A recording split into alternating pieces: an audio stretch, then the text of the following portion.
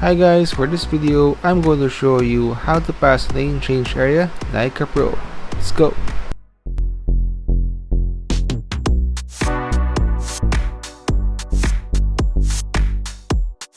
Alright guys, so here's the setup of my CFM car, which I could say is very effective when clearing the LC or the lane change or change lane panel in the Tamiya truck.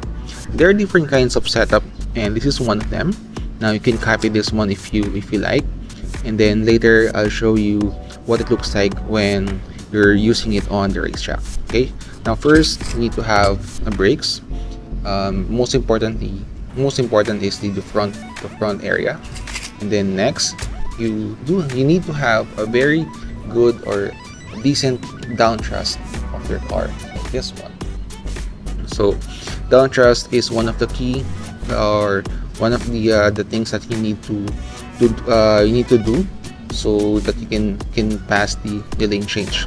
If you don't have a very good down thrust, there are a big chance that you cannot pass the LC. Next, you need to have a double aluminum rollers or the 1312 door. Now this one it's inverted, so the 13 millimeters on the top and the 12 will be on the bottom, but only on the right side. Later I'll show you why. And then next, you need to have a high mount stabilizer. Other racers use the large diameter head. I think that's what they call it. I'll show it on the screen. And others, they use the one that comes with the CFM pack, like this one. So it doesn't matter as long as you have a stabilizer on top.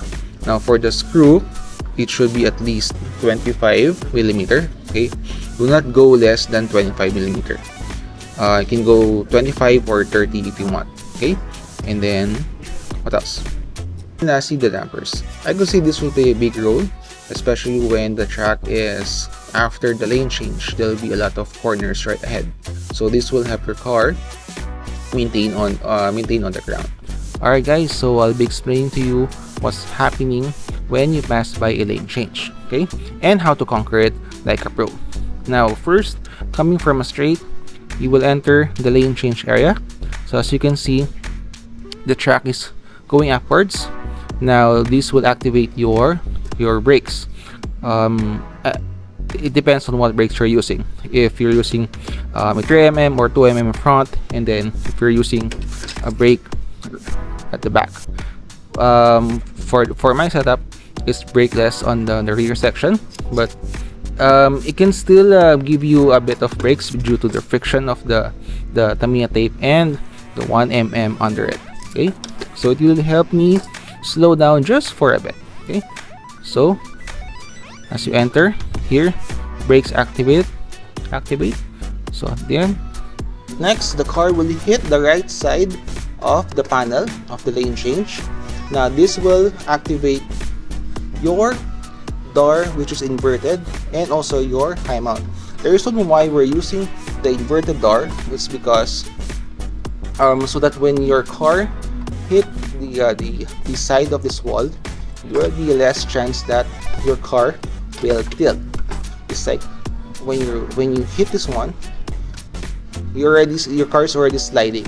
Okay, if it's too much or if it's if your car is it's too fast, now your high mount will activate. So it's like doing this, and then it will go down, and you can pass the lane change. Here's another angle. So your car will hit the wall first, so your 13mm will function right away, and it will go down.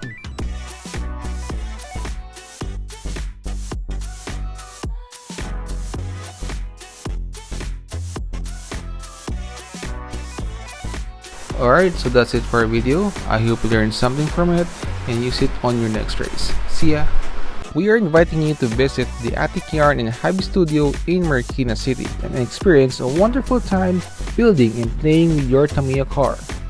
We have daily fun race, time attack, and monthly tournament. Track layout changes every month to make things challenging. I hope you learned something from this video. Stay safe and have fun racing.